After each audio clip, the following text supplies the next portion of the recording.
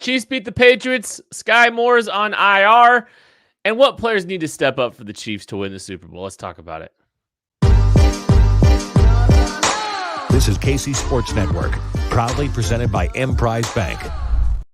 Welcome into a live edition of the KC Laboratory presented by Emprise Bank, member FDIC, our partners in Possible here at KC Sports Network. Thank you all so much for jumping in, listening, hanging out with us today. Week out from Christmas. I am very grateful and excited to be talking to my dear pals, Maddie Lane, Craig Stout. Matthew, hi. Hello. How are you?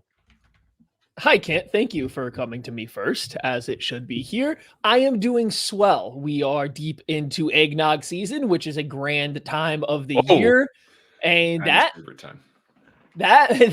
makes it a lot of fun. So I'm excited for this. I'm excited for what we got planned. We do have to touch on the Chiefs' victory over the Patriots, a little bit of a deep dive, talk about some news, but we got a pretty fun kind of game type thing to play here in which the chat gets to be involved. So stick around for it because I think you guys are going to have a lot of fun with that.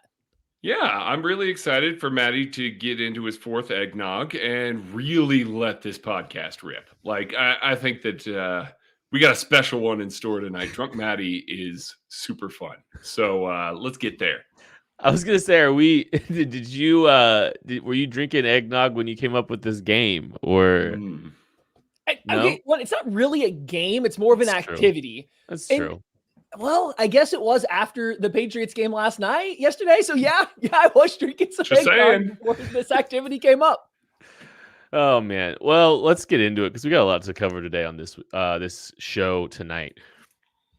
You know, any thoughts that you want to get out of your head about that Chiefs Patriots game before we kind of, turn the page and start moving on? Craig, you look kind of chomping at the bit. So what you got? Yeah, sure. I'm dwelling on this. I know we talked about it a little bit last night, and we're going to talk about it a little bit going forward here. I'm a little bit concerned with the offensive line. Typically, we see them build into a strength at the end of the year, and it seems like maybe it's gone a little bit downhill. I don't know if there's some stuff on tape that defenses are really kind of able to tee off on, some tendencies. Obviously, the Jawaan Taylor penalties and some poor play out of him are not helping either. Trey Smith has a bad day. Creed Humphrey doesn't have his best day either. Just a lot of things that you kind of look at from an offensive line perspective now several weeks in a row, and not just reacting to last night's game, but kind of boiled over a little bit more. I'm starting to have a couple more questions than answers about offensive line.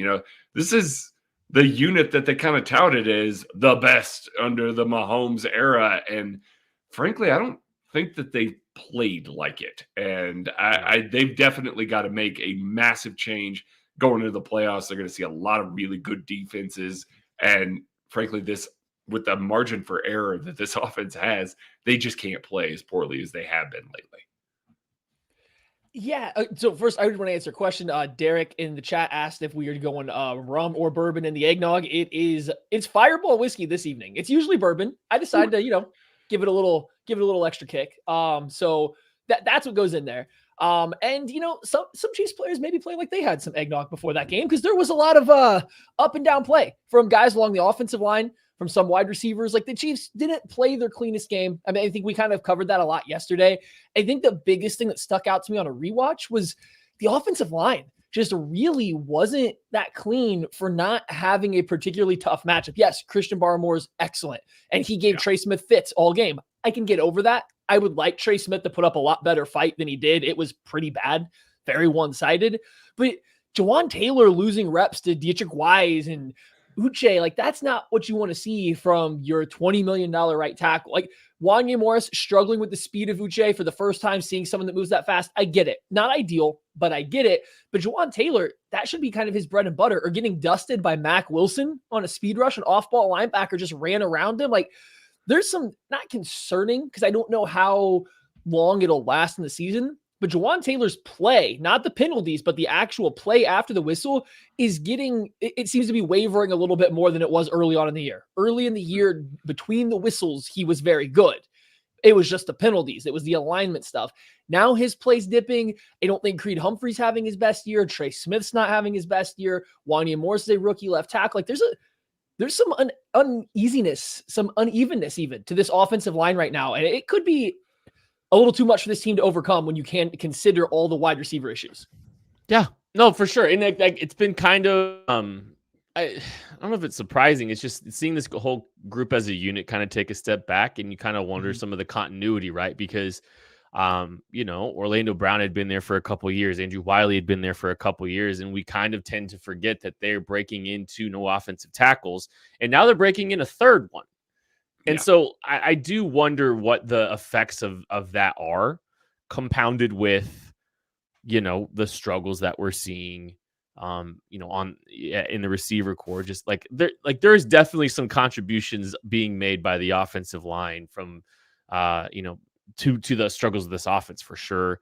And yeah, we may not be appropriately just taking into consideration, the tackle situation, right? Yeah. I think beginning of the year, we highlighted that a little bit too, right? Like we said, we're probably, when we saw what the offense looked like the first week without Travis Kelce, and we saw the pass catcher struggles and Skyy Moore and Kadarius Toney and all that stuff.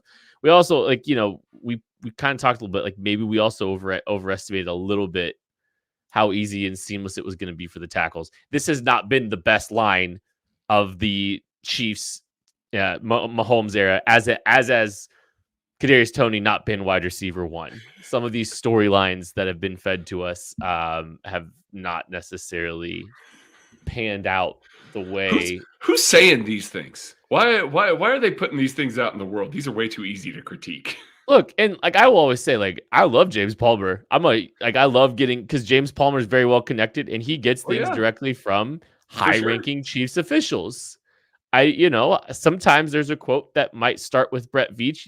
The first half of the conversation might be, I spoke with Brett Veach, and then you'll hear, sources also believe that. I mean, he's getting them from up there. So this isn't an attack on James Palmer for reporting what he is being told by the team. It's just the team's been wrong to this point, is all. Okay, spinning it back to the positives here. On the rewatch here, I was really impressed by the way that the secondary played once again. It's been a couple of weeks where maybe we had some questions. They didn't have some of their best performances. I don't know that Trent McDuffie had his best performance, but I'm not worried about him. Yeah. He kind of is the player that we expect that he is right now. But my goodness, I know we talked about him yesterday. L'Jarius Sneed was even better on the rewatch. He was everywhere. He absolutely eliminated the wide receivers for, the New England Patriots outside of one play where the pass rush should have got home 3 seconds into the play. I'm not even that mad at him. You can't be that mad at him. He executed it perfectly on the outside. So we've spent so much of this season talking about Trent McDuffie, how he's a blue chip player, how Brett Veach got it right, and he did. I don't want to take away anything from L'Jarius Sneed, who frankly should be an all-pro this season. He's been that level of good. Now, I don't know anybody's going to look at his stats, say, he's got a whole bunch of picks. He forced a whole bunch of fumbles. He's got a whole bunch of sacks, tackles for loss. He's got some tackles for loss. Doesn't have some of the same kind of quote-unquote impact stats as he has in previous years, but I like how much some of the more advanced analytics community is paying attention to how he's shutting down top flight wide receiver ones, and shadowing them and routinely doing it. I think that the case can be made that he's a first team all-pro based on those alone. And, he has been really good. I know he's got Deron Bland over there to compete with as well. That's going to kind of take down some of that stuff because people are going to vote for guys that they know. It's hard to sneak a new all-pro in. It really is each and every year. But L'Jarius Sneed has frankly played well enough. And yesterday was a microcosm of that play against a worse receiving core than he's seen all year long. He just eliminated dudes. It was wonderful to watch. Yeah, in years past, it's going to be hard, I think, to get that all-pro nod just because the stats aren't going to be there. And by that, I mean takeaways, pass breakups. He's on the lower end of some of that compared to other guys in the NFL that probably have a little bit bigger name, or in Bland's case, have been such a big story replacing Trevon Diggs for a team that's very popular. But there's a chance because you go back to when Stephon Gilmore was dominating people. They used the shadowing against, the top guy stats a lot for him. Now, he had a little bit more ball production that year, I do believe. But, so there's a chance because there's nobody in the NFL right now shadowing number one wide receivers and doing it as well as L'Jarius Sneed has. There's very few corners in the NFL do it at all, let alone at the rate that he is. And a game against New England's probably not the best one to highlight how good he's been at it because they have a bunch of Chiefs wide receivers on their squad, but he's been doing it all year, no matter who they go up outside, just ignore the Chargers game. And he's been shutting down whoever he lines up across from all season long. So if that continues for the rest of the year, I do think he makes a push. And I was guilty of it. I tried to say Trent McDuffie's the better player of the two. And I still think he might be as he continues to develop. But I think what we have seen this year as it's gone along, there is a definite limitation to Trent McDuffie's game. His short arms cannot play football down the field. He can be in perfect coverage, and there are going to be times where he just quite simply can't make a play on the football, and some teams will take advantage of that, and they have as the year's gone on. L'Jarius Sneed doesn't really have that qualm. Yeah, he commits a lot of penalties. I think he's the most penalized defensive back in the NFL. He also was up to 70 yards on those penalties. I think we can sacrifice those 5 yards a game for what he's doing outside of that. So I'm intrigued to see what the national media perspective is on him. He is due for one really, really good payday before you start to worry about age. So he's probably going to try to cash in after this year. Hopefully it's with the Chiefs. Kind of think they need him and the way this defense is functioning right now and the way they're using him and McDuffie for different things. So hopefully he keeps it up because I agree with Craig. He's been phenomenal. And this was just another game where the entire, not defensive game plan, but the success of the defense, I think, kind of pinned around how he was able to shut guys down, not only on routes, but at the line of scrimmage and coming up and making tackles and everything. I want to move to the offense real quick before we move on here. Sure. All right. So I want to read this list aloud. Okay. And then I'll all right, here we go. Rashee Rice, Clyde Edwards-Helaire, Noah Gray, Justin Watson, Travis Kelce, Jerick McKinnon. I have not mentioned Marquez Valdes-Scantling, Kadarius Toney, or Skyy Moore yet. That's because all 6 of the guys I just mentioned had more receiving yards this week than those 3 did. The big lightning rods for this team, the guys that we've had the biggest complaints about, MVS, Toney, Moore, they combined for 34 yards last night. That's it. Of 309 yards, they combined for 34. Now, we can look at it and say, well, that's the problem, Kent. But also, I mean, this offense has always been a group that, has been a team that has been able to get a lot of guys different touches, different guys' touches. And this team put together a really solid performance without really having to utilize too much those guys that we talked about. They combined for 5 targets. Those 3 that we just discussed.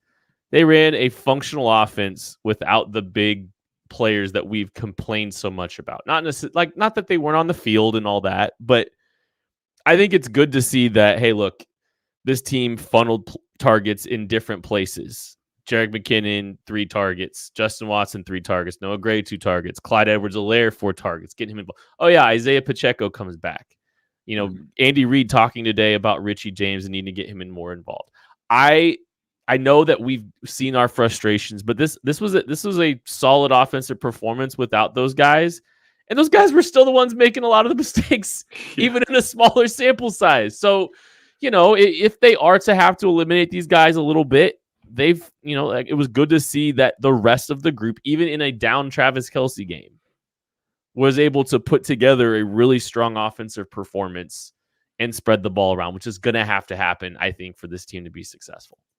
I agree. And Kadarius Toney ate up 4 of those 5 targets. So, and I realized the Skyy Moore target doesn't count because of the penalty. And I'm not counting it. He's not in the stat sheet. He's not in the stat sheet there. MVS had 1 target. Kadarius Toney had 4. So I think maybe you're even seeing Patrick Mahomes saying, hey, listen, there are guys I can trust, and then there's these guys. And you're starting to see more of a shift. Now, I know that Skyy Moore is hurt. We're going to get into that in just a second here. But, yeah, I'm with Kent. That is a little bit inspiring to see those guys that have routinely made mistakes or who have routinely not been up to the occasion when targeted, when asked to be in the right spot. those are the guys that now are seeing their roles diminished, and the offense looks better because they're functionally targeting these other guys, specifically Rashee Rice, but also Jerick McKinnon, Clyde Edwards-Helaire. Really good to see. So, I mean, from that perspective, yeah, there were parts of the offense that still didn't look good. That still didn't flow right.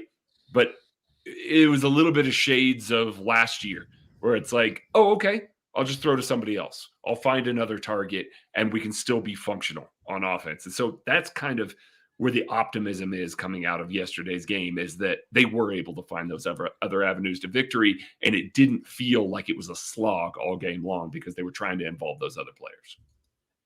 Yeah, I agree with that on one hand. I also think at some point you kind of gotta know who your go-to players are to get stuff done. I don't think that in the NFL you can legitimately just spread the ball around all the way to a ton of success, because at that point, like when it's push come to shove, you can't always just wait for the scheme to win. You can't just always wait for that to happen. At some point in time, it's, players over scheme. At some point in time, that's going to matter. And the Chiefs have figured that out now. In a game where Travis Kelce couldn't do a whole lot, Rashee Rice had the most targets on the team again. He's now climbed up to over 16% of the target share for this team. That's higher than Juju Smith-Schuster last year, who this team desperately misses. Like, don't get me wrong, they miss him. Rashee Rice's target share is higher than what Juju Smith-Schuster's was last year because, one, and they need him. MVS's slide back, the lack of anybody else stepping up is still there. It exists. But they've kind of figured out, okay, if Kelce isn't there and it's third down and we need a play, if Kelce isn't there and maybe he's not getting open on the scramble drill, I'm now looking for number 4.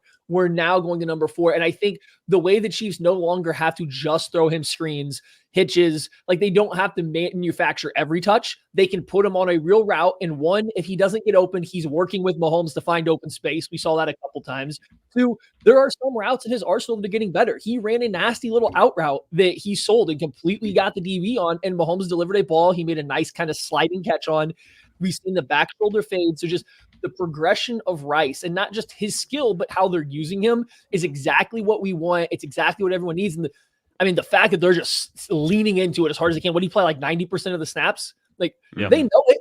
They clearly know that they need him, and that's the only thing that's kind of holding this offense together when Travis Kelce's not having his best game. So I take it as a huge positive, not only his production, but the fact that they seem to get that. Like, it took him a long time to get here, and maybe he needed that time, but we're here. So now, even when you're spreading the ball around, there's still 2 guys that you can focus on. It doesn't have to be 3 targets for everybody. Rashee Rice still had 9 targets. If you split, 6 of those off to whoever you want, that's not a 10-point win. If he sees 6 less targets, that's not a 10-point win. So they got there, and they're figuring out how to do it. That's a good sign moving forward.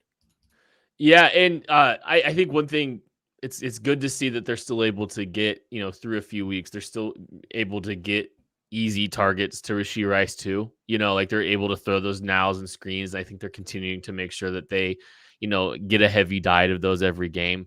Going to be fascinating, I think, as the season goes on, but more so during the playoffs, how easy they make some of those, simple throws. Are they going to, how teams handle those, how prepared teams are for those, because that's becoming an important piece of this offense. All these Rashee Rice targets are not necessarily downfield variety. They're still some of those just simple, let's get the ball in the hands of our most explosive player.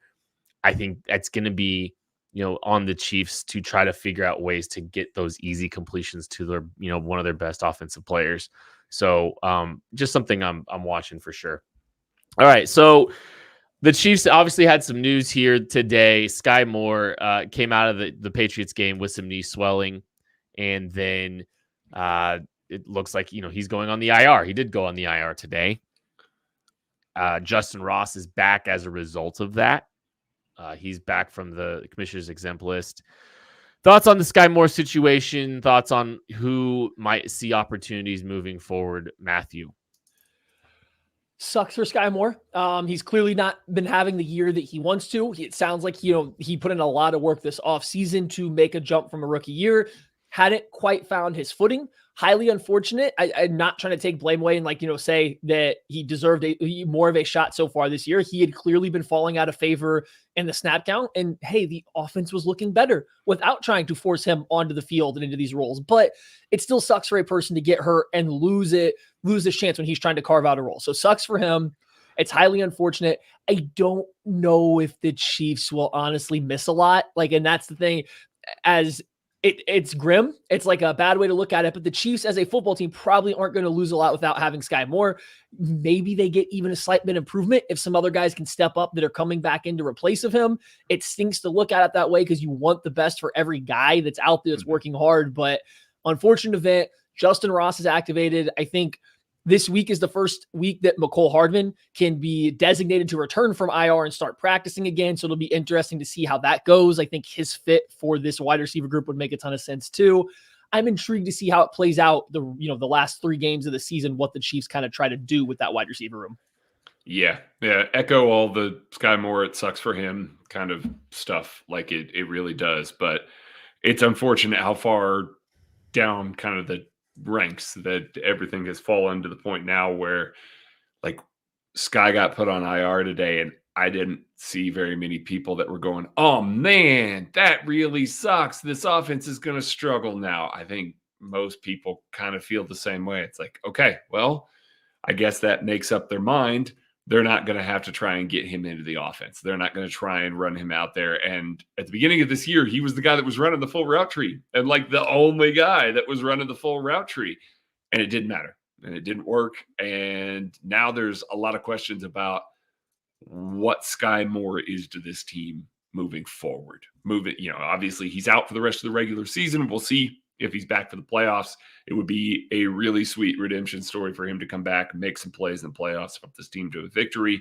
We'll see if it gets to that point. But if this is it for this season, there's going to be a lot of soul searching to be done this offseason, both from the organizational standpoint and from Skyy Moore's standpoint. He did a lot of things right from all accounts. Like he was there, he was working, he was, he's putting in the time, he's putting in the effort. He's one of those guys that, Chiefs fans really love because they see the effort, and, Chiefs fans love that stuff. Like they're all in on that kind of stuff, and it just never translated to on-field productivity, unfortunately. So going to be a lot of decisions that have to be made. I'm sure we'll get into a lot of those during the offseason as well. But as it stands right now, it sucks for Skyy Moore, but I don't know that it really sucks too terribly much for the Chiefs, and that is unfortunate. Yeah, I feel bad for Skyy. He's all criticism I think of him has been fair. That doesn't mean you can't feel for a guy who's having to deal with criticism of this caliber in a setting, in a sport that is all about this and all about this kind of discourse. It sucks for him that it's this season's gone the way it has, and he's not been able to. There's some metrics he's been worse this year than he was last year, unfortunately, and that sucks for him. I feel bad for him, but I think the Chiefs can move forward without him, and there's going to be some questions this offseason for sure. I don't know if this is the end of his season or not. Like that remains to be seen. But maybe he comes back and after this and the reset's good for him too. Who knows? We'll see what happens. NFL fans, it's time to unwrap nonstop football action this holiday season. Throw down on big matchups with DraftKings Sportsbook, an official sports betting partner of the NFL.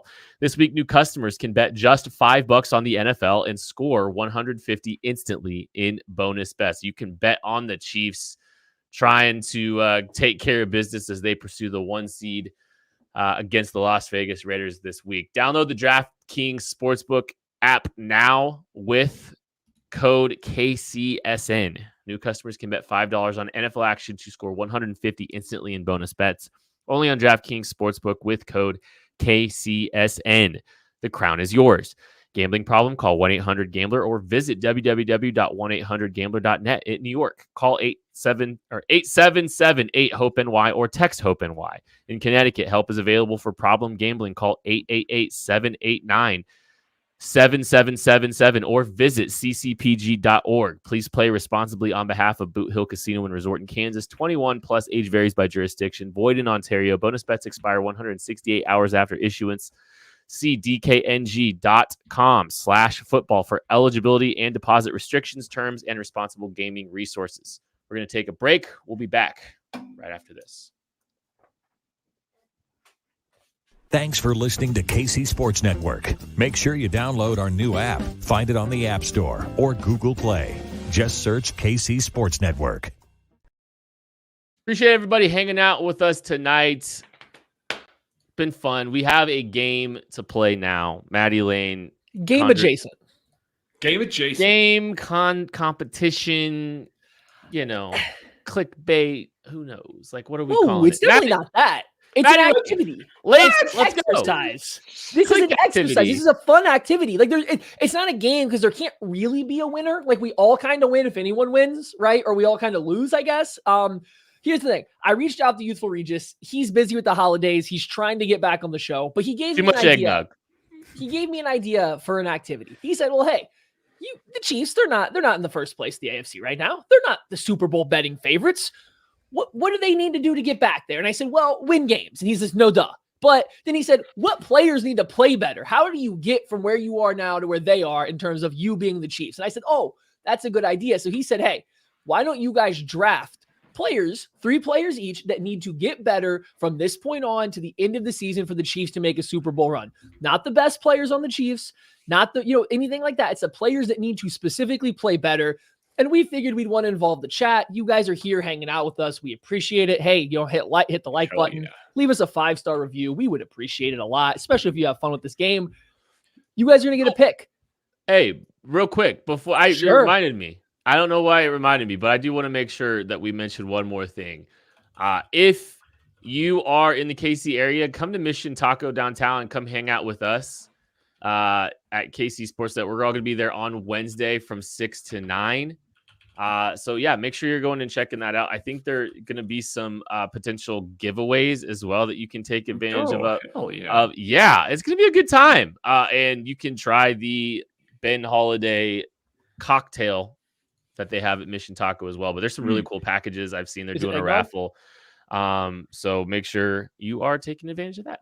Anyways, please continue. It's at the Mission Taco and Crossroads. So go there too after you like this and leave us a 5-star review. 6 to 9 on Wednesday, December 20th. Again, nailed it. Okay, I'm gonna keep interrupting you for this exercise. This is fun. We are gonna go based on seniority. So Craig is first. Oh hell. Into second. Obviously, Chad is third because I'm the youthful one here. So I am last. I'm bringing up the rear in the snake draft. I got a back-to-back pick here in the hot corner. So, Craig, you are up with the first player that needs to play better for the Chiefs to go off and win the Super Bowl. Comment section, start discussing amongst yourselves who you guys are going to want to pick when it's your pick. You guys are going to be third. Yeah, you guys are going to be third. I'm going to take the easy one. I'm going to take the easiest one off the table here is Juwan Taylor. Got to play better. Yeah. Has to play better. The Chiefs need functional offensive line. I said it earlier. They have such a slim margin for error. They can't have Juwan Taylor not just committing penalties, but allowing quick pressures, allowing himself to get beat inside. It's got to be better. And it could go a very long way of him finishing out this season as the right tackle that they signed for fixing everything next offseason. As it stands, they go into next offseason, he's playing like this still. Yikes. Like, there's going to be a lot of questions they've got to ask themselves organizationally to try and prepare for maybe we move on from that guy in the near future here. So Juwan Taylor's my number one guy. He's got to step up. I think I agree with that. Like, I think when I was kind of doing some of this, he was up there as one of my candidates as the top guy for sure. So I'm kind of with you there as well. We can get over the penalties. Just play better. Just play better again. It's got to be one or the other. There's you can't have both. five more penalties this year, and I believe he sets the record for most penalties called on one player in a season. And so, the thing is, I don't even care if he can go back to blocking well like he did last year for the Jags in the playoffs. If he can go up against Joey Bosa and shut him down when Joey Bosa is mostly healthy in a playoff game and shut him down all game long, I'm fine with your one penalty a game. Doesn't really bother me. Yeah, it stinks that it sets the Chiefs back, but that's fine. You just can't have the one penalty and then get beat by random Jag pass rushers. And I don't mean Jaguar pass rushers. I just mean random guys 3 times throughout the game in high leverage situations. Like, you can't do both. So yeah, that's a great number one pick. Okay, I'm up because I'm slightly younger than Craig by a lot. You were number 2. Okay, so I'm going to Maddie answer this a little bit. You can't do that in round 1. I can, because I think this is a A1 player, and I would not. This is going to sound like high-level criticism of the Chiefs' best defensive player in Chris Jones. But I'm going to go with Chris Jones because I genuinely believe that there is a version of him that exceeds what we've seen to this point, because I think, like, and this isn't me saying like he's coasting during the season, but he's also a guy that has sat a game out for the regular season. He's a guy that, is working towards his second contract, or his third contract, I guess, his next big payday. And I think the best way for him to get paid significantly is for him to have a Chris Jones 2022 like postseason. I think he's got to have one of those big performances where, he's just, an unblockable force. He's a guy that just continues to wreck games. And not that he's not been that. Like, people are talking about how he's getting double teamed. He's been double teamed his whole career. But I think there is another step for him to take where he can be the kind of consistent player down in, down out that we've seen him be in the past, where it maybe hasn't necessarily been like that to the same level this year. So I do think that there is another level that he can take it. And if he does, that's terrifying, because we know what he's capable of and what he has around him now to help support him. I think he can make that defense even scarier when it comes January, February. So Chris Jones is my number one pick. Chat out there, go and start getting your guys' first picks in there. We're going to talk about Chris Jones real quick. But yeah, if you're here, give us, Chris Jones, Jawan Taylor off the board. Chat, who do you guys think is the number one person that needs to step up and play better to get the Chiefs to the Super Bowl? I will say, I get where you're coming from, because Chris Jones, frankly, has been really good the past 3-4 weeks, like really good. He's lived in the backfield a lot recently.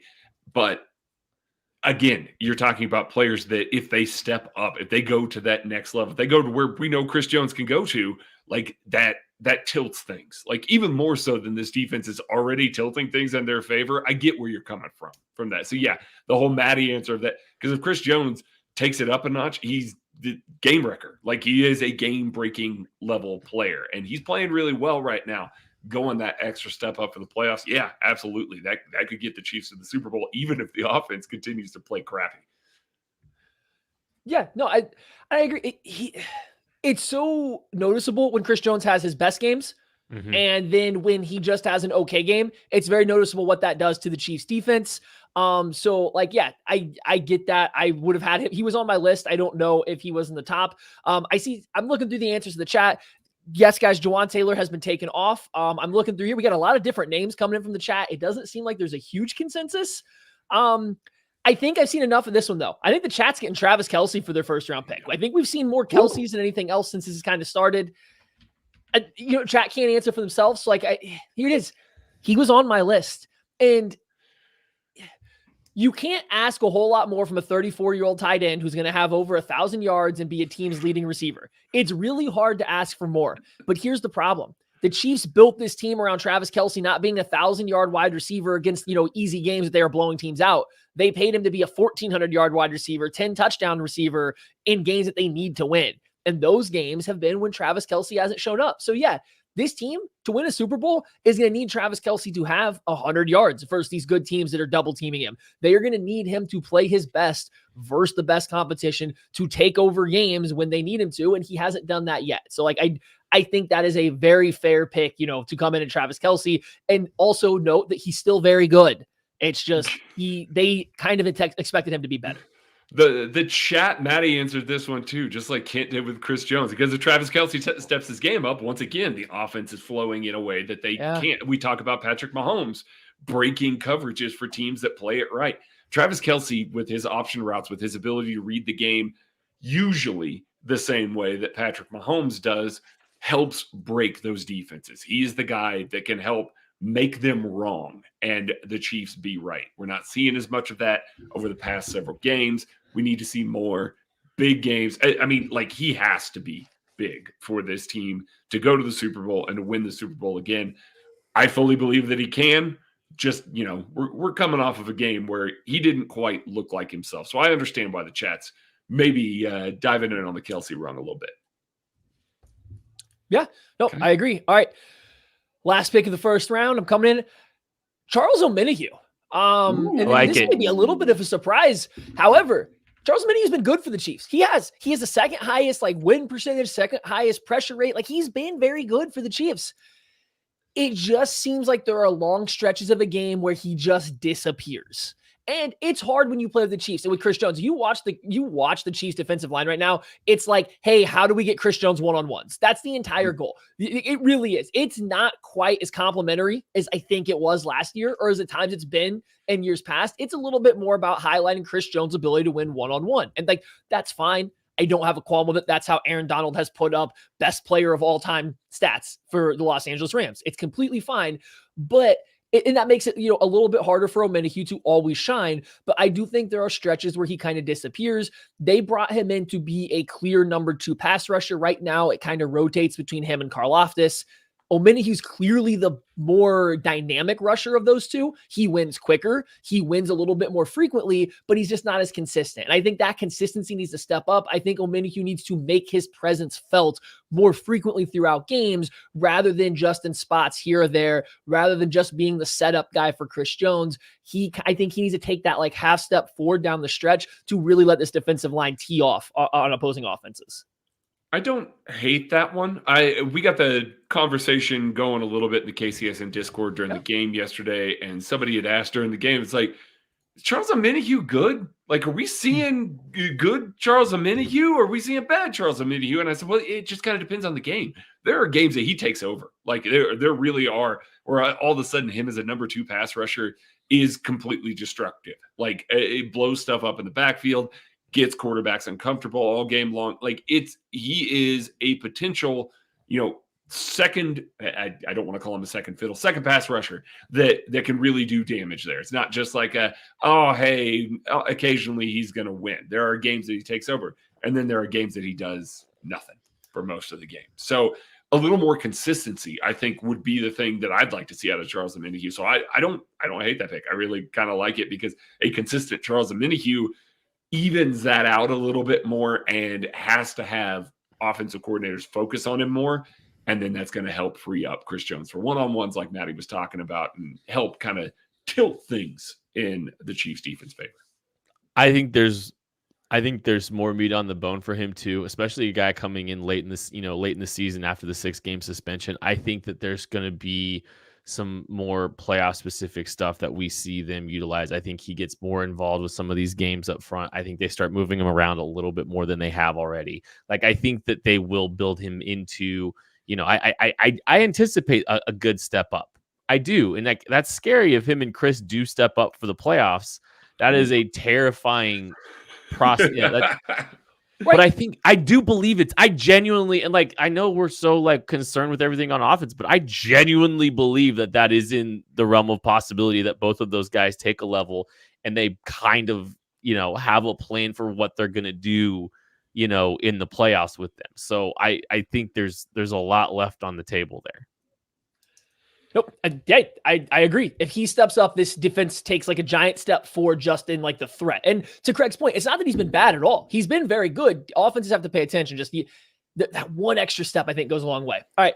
This is me on the back-to-back here. I think the chat, Tucker's done a great job asking the chat who they want. Throw some exclamation marks in there, and then the name of the player you guys want for your next pick coming up after this. Love it. I am going with Trey Smith, offensive guard. I think we've already talked about him. He's taken a little step back this year. Here's the thing. Just don't be a turnstile, and it's fine as an offensive guard. Playing between Creed and Jawan Taylor, right? Like, Jawan Taylor has been taken, like, he does need to play better, but it's not like he's terrible. Jawan Taylor's been a completely fine offensive tackle. Trey Smith has had some games where he's been the reason the offense can't function. I don't know. Look at half the snaps versus New England and Christian Barmore. Look at the Jets game against everyone they lined up against him. Mm-hmm. It was really tough for the Chiefs to run an offense when you have an offensive guard getting beat that quick. I understand it is difficult when Jawan Taylor's getting so much depth so fast, whether legally or illegally. Like, you're having to block for a lot of space and not the best lateral mover if you're Trey Smith. But there's just some times where it's been really bad. And it feels like when the Chiefs don't get him engaged with the run game, they don't get him locked in, that's when he seems to have his worst performance. So when you let him run downhill, bully some defenders, he seems to play a lot better. When the run game isn't working or they have to lean into the passing game, he seems to take a big step back. He needs to find that consistency that he had last year, and then we're good to go. Then everything's fine. I think you can get over the offensive tackles if that interior stays strong, but just too many times this year, the interior hasn't stayed very stout, and it's been a big problem. I think he's been the biggest one.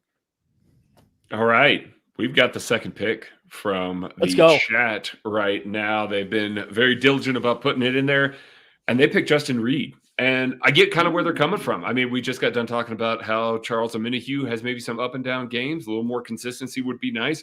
Justin Reed, when he's on, can eliminate guys in the middle of the field. We saw this week an on game outside of a couple of plays. He was fantastic. We have also seen, as Maddie's alluded to, there are full drives within a really good Justin Reed game. There are full drives where the offense just says, we're going to target that guy, and it's going to work. And it does for like 80 straight yards and a touchdown. Like, it's got to be better, and it's got to be more consistent. And especially since Brian Cook, is going to be out for however long here, Justin Reed's got to be a guy to kind of step up and fill some of that role, fill out some of the stuff that Brian Cook does really well. Now, gets downhill, fills the alley, hits like a truck. Like, none of that is in question. Justin Reed is doing all of that just fine. It's going to be the coverage side of things that we need to see more out of Justin Reed on. And frankly, I mean, I think we've all kind of been waiting for it since he's been in Kansas City for the past year and 14 games now. We've been waiting for that next step up in coverage. And while it's gotten a little bit better this year, it's still not to the level that we are expecting of Justin Reed. If he steps up back there with Brian Cook out, Mike Edwards back there, again, we've seen enough good Justin Reed this year to know what that looks like. That consistently every game of the playoff makes it really rough for every offense. It doesn't matter who it is in the league to really get stuff going in the secondary. And consistency is the right word for sure there. Like that is the big thing, is just like there are lapses, there are stretches, there are possessions where he becomes problematic, whether it's consistency tackling, a step late in coverage. They're just, sometimes it's just a tick off, and like maybe you won't see that the rest of the game, but there are moments where he is impacting the game negatively for an entire possession, and teams are going out of their way to pick on him. And that has happened multiple times. So I think it's just, I don't think, like, obviously you'd like him to make some more splash plays and all that too, but like just raising the floor a little bit, I think could go a long way with what we've seen out of Justin Reed at this point too. All right, Craig. No, Ken is up. Are we ready to move on? Okay. Yeah. Yeah, no, I think it's really big with the Brian Cook injury. I don't know if anyone's going to pick Mike Edwards. I kind of feel like saying Justin Reed doesn't knock There's Mike some Edwards in the chat. out, but Yeah. It kind of covers it up, and I agree. Mike Edwards is a playmaker. That's why you love him as a safety 3. Starting safety, playing all the reps. There's some ups and downs. I think you were expecting more expensive leader of the safety room to cover that ground a little bit more. So, like, I get it. If somebody still wants to take Edwards, go ahead. But, like, I think it's important with Cook's injury. All right. Well, I'm not going to go Mike Edwards. We finally got a little bit of clarity on the snap count situation at the linebacker position, and Nick Bolton outsnapped Drew Tranquill 2-1 this week. I think Nick Bolton, I think if he's going to be on the field and they're going to take Drew Tranquill off the field, Nick Bolton's got to take a step up. And there's always going to be some really awesome splash play that Nick Bolton makes every single week. We see him. He always is going to make something wildly impressive. But I think there's something to be said about Nick Bolton raising his floor a little bit more, because there's just too much inconsistency that he has. And even in the run game too, like, he's just late to get off a block. He's late to, be out in coverage. He's got to raise that floor, especially if they're going to take Drew Tranquill off the field, who, I mean, like, it's funny, like they put Drew on like immediately against the Patriots, and he just made like 2 plays at the first possession. It's just like shocking. I know, it's so frustrating to watch. And so, like, this isn't knocking, this isn't knocking Bolton too much, but like he's got to raise that floor a little bit, because there's just so many. I mean, it's kind of the same thing with Reed. There are possessions where they just decide to pick on Nick Bolton. On teams will try to pick on him in coverage, attack the middle of the field in coverage, and I mean, we saw it 2 weeks ago when Drew Tranquill was out. So Bolton's got to raise his level, and like to some degree, I think it's a little unfair. Like, and I think this is where I'm starting to have is it fair to expect guys to completely change what they've been over the course of their career? Right. So this is where I'm having that struggle, because like to some degree, look, this is what Bolton is, but actually I do think that there is a level of consistency that he has that he can achieve beyond what we've seen at this point, especially since he's been back.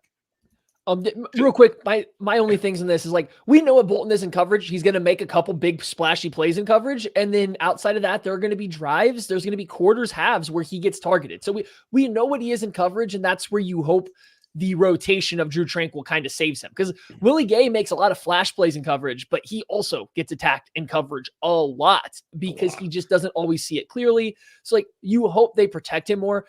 I want to see Nick Bolton come up and be a little more physical against the run. I know he's coming back from an arm injury, which kind of makes it hard to stack and shed stuff. Like, I understand, and that's never been his game to be overly physical with blockers.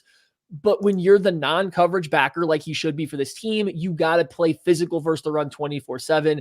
Hopefully, as he gets healthier, that kind of comes a little bit more, because I think that's the easy step. Like, that's the easy step for him to take going forward. Yeah, I like that. All right. We've had 7 picks, and 4 of them have been defense. Shame on all of you. Shame on all of you. I took an offensive player. I took an offensive player, and I'm going to take another offensive player. Of course you did. Yes. So I'm going to go with McCole Hardman. I wanted to pick a wide receiver. Ooh, I wanted to pick a Kadarius Toney, but frankly, we've seen what we've seen. Like, to be honest, they keep giving him run. They keep giving him opportunities, and he keeps literally and figuratively dropping the ball. It can't be MVS. It just can't. Like, once again, literally and figuratively dropping the ball. And at this point, now I'm deep into the rotation here, so I'm going with McCole Hardman. This is a guy they traded a draft pick for this year after letting walk. This is a guy that has been in this offense for long enough to know what it's going to take to get on the field and do the things that he needs to do on offense. He is one of the last bastions of hope, in my opinion, for this wide receiver group.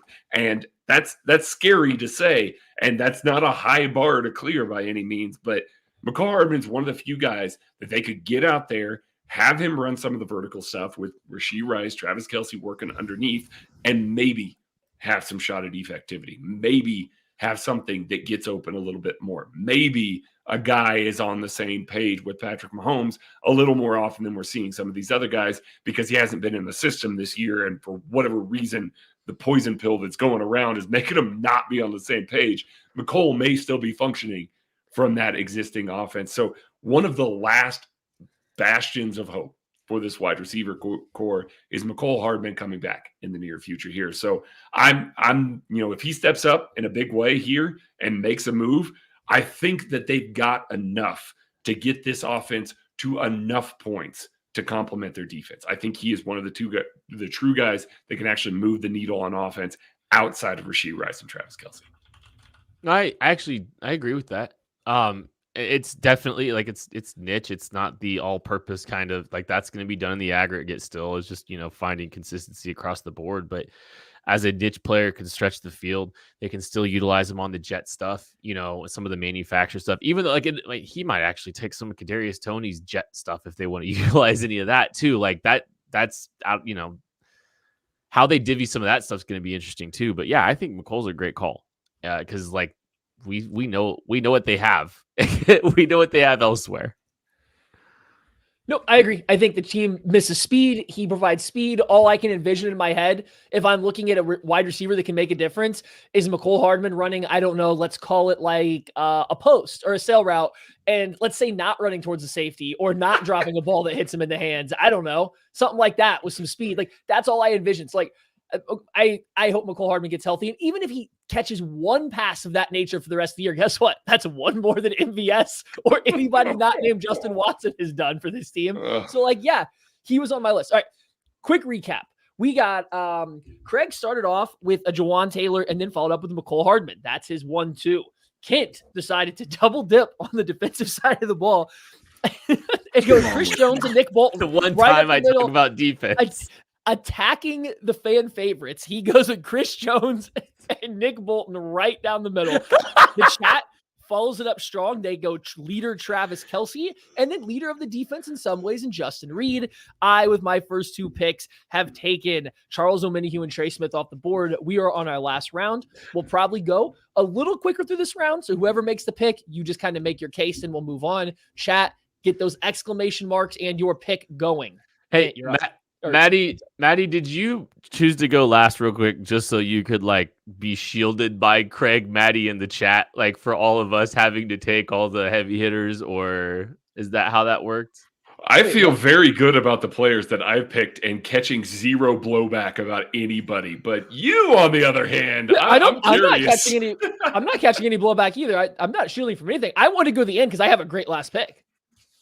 Oh, well, it's Craig. Say he was and I was the youngest. So, all right, it's my pick. I'm going with Jerick McKinnon because we have seen his usage increase towards the end of the year here. We have seen the red zone offense look better. That is not just, some sort of coincidence. That is a correlation. We saw last year what the red zone offense looked like with Jerick McKinnon more integrated into it. He is one of the few players that Andy Reid trusts to handle the ball down there right now, as we saw this weekend with him tossing a pass to Rashee Rice. We saw even just a simple swing route because everybody expects him to stay in and pass protect. He was able to fake protection, skirt out into the flat there, get one-on-one with the linebacker, and we'll take that every day.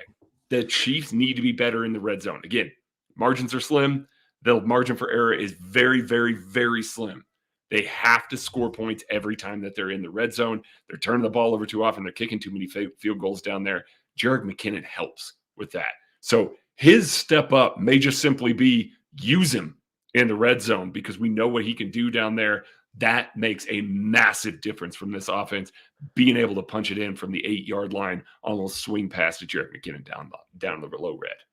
I'm just going to keep hammering the fan favorites and go Andy Reid. No.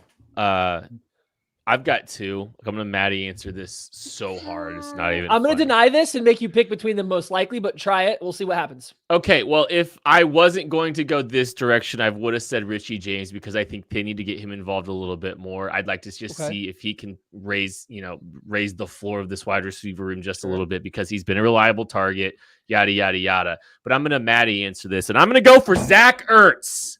We need Zach Ertz in Kansas City signing here already to help step up in this team's pursuit of the Super Bowl. Look, I want more reliable targets around Patrick Mahomes. That's all he needs. And I think we saw that this week because he went towards reliability more than he did the potential of the wide receiver room. I mean, Clyde was getting targets this week for crying out loud because he's reliable. He looks good. Booed in the chat. The chat's mad because I said I had a good last one. They think I was taking Ertz. I wasn't. So this is good that Kent took him. Wonderful. I also think it's hilarious that Kent took two defenders and then an offensive player not on the Chiefs. That's not even on the team. It's par for the course. I'm going to continue. Zach Ertz, WTF. Okay, chat. It's Rich. Hey, but if not Richie James, I think Richie James, I want to see him help a little bit because I thought he did some good things in the return game, and I thought he did some good things in the pass game this week. And his him and Zach Ertz need to see some time in January. Richie James is a better pick just because I think Zach Ertz would probably be here if he was going to be here, but that's okay. Like I get it. Well, he's not anywhere yet. Why would you say that? Maybe he's just he's working. I think they would have signed him already. Yeah, I don't think anything that's happened in the past 2 weeks has been that the Chiefs go, oh, we're worse off than we thought. They're the exact same team that they thought they were 2 weeks ago. I know. Listen, I know exactly who finished last in this mock draft here. So, yeah. Okay, chat is up.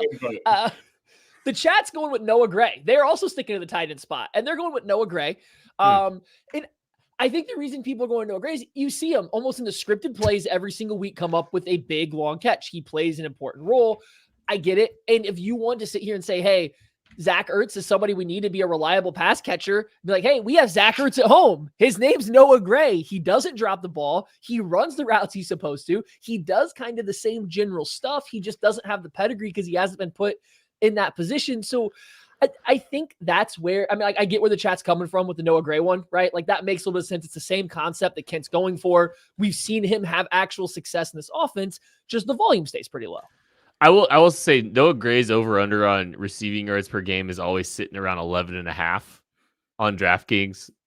Do with that info 50-50. Is his one play a corner route or is his one play the hitch? Hey, which one's it going to be? Sometimes there's two catches, though. Hey, T Collectibles thinks that he's telling me Greg Olson might be available. He might want to come out of the booth, Kit. He might be effective. I mean, can he run an option route? I've seen Shannon Sharp. Shannon Sharp's in great shape. So the bar is the floor for Kent right now. That's what we're finding out. Always was, baby. I'm surprised Kent didn't come in here. I'm surprised after his draft that Kent didn't go with Trent McDuffie just to really drive. Just take everybody. I'm just gonna go for all. I should have said Mahomes. I should have just ended it with. All right, I'm going to wrap it up here with the final pick. And this kind of ties into the Noah Gray thing because here's the thing. Yeah, Noah Gray could step up. I don't think it's Noah Gray's fault that he's not stepping up. We're going to call that one the Andy Reid / Matt Nagy need to step it up down the stretch for the team to get to the Super Bowl because we saw what this offense looks like when Andy Reid's dialed in. When he's got stuff out there ready to attack the opposing defense, it works. Now, is Jawan Taylor going to commit a penalty? Maybe. Is someone going to drop the ball? Maybe. Probably. But when Andy Reid gets dialed in, things are great. This isn't Kyle Shanahan. This isn't Mike McDaniel. They're not going into week 14 games trying to call up a game-specific game plan to beat their opponent in the regular season. He doesn't care. But we haven't seen, I don't think, Andy Reid be on top of his game. He hasn't been always getting these less talented guys than he's had in the past, always wide open. He hasn't been getting Mahomes the easiest looks. He's gone away from the run game when it's mattered. He's had some game management situation issues. So, yeah, I think Andy Reid needs to probably be a little bit better. And, hey, he'll say it himself after every single game that he all 5 losses are on him. I'm throwing Matt Nagy into this because, well, people gave him credit for being the one person trying to keep them focused versus the Bills, but they also didn't get focused. So, if you're going to be the guy that gets that praise, you also get a little bit of the blame for not actually coming through in that moment. Matt Nagy has to take that sideline leadership role a little bit. He's going to play a part in the game plans. Yeah, I think the Chiefs offensive coaches need to be a little bit better with the play calling, with attacking opposing defenses if they're going to win, because this team's not talented enough to just out-execute defenses they're going to see in the playoffs. Coaches got to step up. That's the final pick. Do I need to wrap it up? Do we think everybody knows everyone's pick? No, I think everybody remembers that I won this thing. So, anyway, that's going to do it for the Casey Honorable Laboratory. mention Tommy Townsend. I almost took Tommy Townsend. Thank you all so much for listening, watching, engaging. We appreciate you all. We'll catch you later. Kent hates the defense. Crazy. Hater. Despite